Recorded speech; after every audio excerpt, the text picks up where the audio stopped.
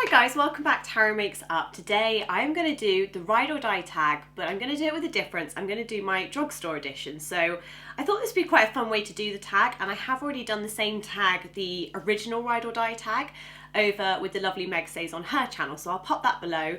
But this will be strictly my drugstore favourite, so the Ride or Die tag, drugstore edition. So the first place I'm going to start is with primer, and for me I've gone with Factor Face Finity All Day Wear Primer. This one is SPF 20, and I feel this is very comparable to the Hourglass Mineral Veil foundation primer. It has a little pump bottle. It looks white in the bottle, but it comes out much more silky smooth without that kind of silicone-y feeling, and I really like that under foundations. I feel like that performs like a high-end one. So that's primer. Foundation, I wonder if you guys can guess which one I've gone for. It was actually between two. I nearly went with the L'Oreal True Match because I think the shades available in this are amazing.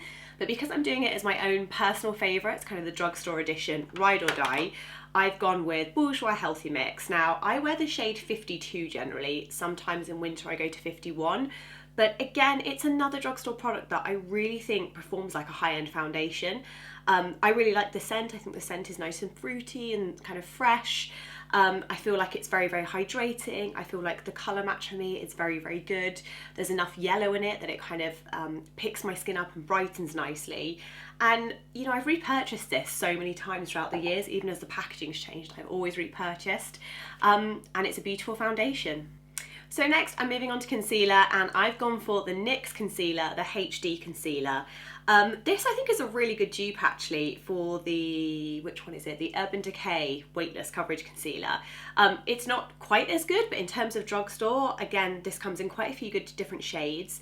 And I really love the texture. It's got the little kind of doe foot applicator similar to those kind of concealers that I really love. I wear the shade CW04 Beige.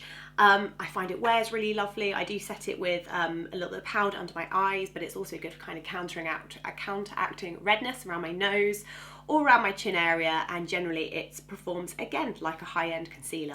So next up is powder, and for this tag I've gone for One Heck of a Blot by Soap & Glory. I do also really like the Bourjois one, but this one I find is good because it doesn't matter what tone my skin is. This is just their translucent one.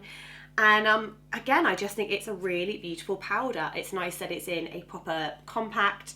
It has a mirror in it. Again, you can see I've hit pan with this, and it's just a really trusty powder that I go back to time and time again. So next up, I've gone for a contour product. I didn't go for bronzer because I've got to be honest, there's not really one that I love from the drugstore, but surprising enough, I have a contour that I really like. The Master Sculpt by Maybelline in the darker shade, so the medium to dark tone.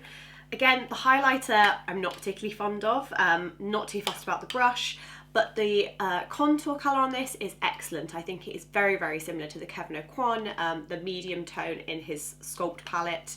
And again, for the price point, I feel like this performs really well, it lasts well, and as a contour shade, I really love it. It's a really, really good powder. Not so fond of the highlighter, but for the contour itself makes it into the Ride or Die tag. So for blush, I went with a cream blush. Again, I do love the Max Factor Cream Puff blushes, but the one that I always go back to is the Barrier Make Me Blush Stick. Again, it's a very good dupe for the Charlotte Tilbury Beach Sticks. It's very similar to the Laura Mercier stick they've made that's like a cream blusher. Very similar in design, obviously, with just different colour packaging. It's the roll-up kind of ball. Really, really nice touch-ups on the go, and again, they have no shimmer in, which I really like. I love getting cream blushes that don't have any shimmer in, even though I do like ones with shimmer in sometimes. I find these are good when you just need that little pick-me-up. So this one is the shade Raspberry Charlotte. I have a couple of these that I always go back to, and they're just really good fail-safe cream blushes, and I like the fact they're easy for touching up as well on the go. Now this one might surprise some of you because I've put eyes into kind of like one category in terms of like eyeshadow, so I've done cream and powder, and I've actually gone for H&M. I feel like H&M really blew me out the water when they started their cosmetics line. So I have the shade Dauphine Truffle, which is a really beautiful, universally flattering cream to powder shadow. These last really well. They don't shrink in the pan as like even the Chanel ones sometimes can do a little bit. Really, really beautiful quality. I love the simplicity of their packaging, the fact it's just kind of like gold and white or gold, white and black. The pigments, the payoff with them is really, really amazing. They blend beautifully, they layer on top of each other. And yeah, again, you can just see, I think the quality is really, really beautiful. And there's a lot of good neutral shades as well as a couple of brights, but again, in particular, their neutral shades are really fantastic. And I think sometimes with drugstore makeup, you just want excellent, universally flattering shades that you can contour the eye with, do a smoky eye, make a nice daytime eye. And H&M, for me, ticks all the boxes with their beautiful eye products. For pencil for eyes, I've gone for the Rimmel Scandaleyes, the waterproof Kohl Kajal. Again, I think the price point is fantastic. Their black one and the nude one in particular is amazing. I really wish they did a deep chocolate brown. If they do one, I've never seen it in stock, but I really wish they did. This is such a lovely pencil for blending, and especially if you like to do, whoop, just threw it at me, especially if you like to do kind of like blending along the top lash line and making it like a smoky eye, these are amazing. They blend really well, and then once they've set, they don't budge. So they get a massive thumbs up and definitely make it into my drugstore edition ride or die. So next up is another eyeliner, and this is my choice of liquid liner, and it's the one I'm actually wearing today. It's by Kiko. It's a super colour eyeliner. Again, I love Kiko. I think the fact that this comes in so many different shades, it's so affordable. I think it's around £6, something like that. And again, you can see I've got it on today. It's slightly shimmery, a slightly reddy shimmer brown. So long wearing. These are waterproof, these are budge proof. These are so easy to wear. They're like long wearing, they're really smudge proof, they're waterproof. You just shake them up and they have a liquid consistency, but you can get the brush really, really thin. The tip is really nice on the end.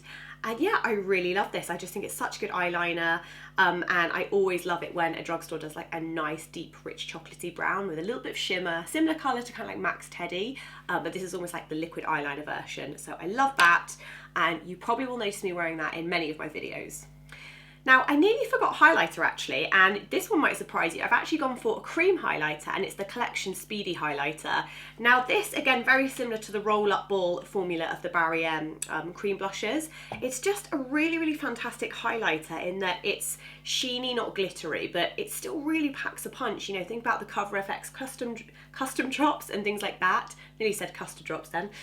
It just gives a really, really good intensity, but it blends down really nicely as well. So if you wanted to go over the top with foundation, just to give a little bit of luminosity underneath your foundation or concealer, and also because of the size, it's really good just for dotting on top of cheekbones or brow bones or a little bit on the Cupid's bow. And again, super, super cheap, but I think it's a really, really good highlight of the price point. So next up is mascara. Now, I don't have the actual mascara I wanted to show you, which is my favourite from the drugstore, which is the Max Factor False Lash Effect, just the classic one they do. I love that mascara. So I've got here their newest one, which is the False Lash Epic Mascara, which has very interesting brush. And I've been really enjoying this at the minute. It has like a little ball similar to one of the old Givenchy mascaras they used to make. And then a kind of winged type wand. I don't know really how you describe it. But Max Factor mascaras generally for me, I feel like they perform very much like high-end mascaras. I feel like you can get something for every kind of lash look, whether you want separation, whether you want length, whether you want volume, or if you want a combination of those. I feel like Max Factor really offers exactly what it is you're looking for to tailor to your lash needs. So Max Factor mascaras in general, but for the Ride or Die tag, it has to be the False Lash Effect. So lips was a really tricky one because I feel like there are quite a few drugstore brands that do lipsticks really well, and lip products in general. I really like the Kiko lipsticks. I really like NYX. I think they do great liquid lipsticks for the price point.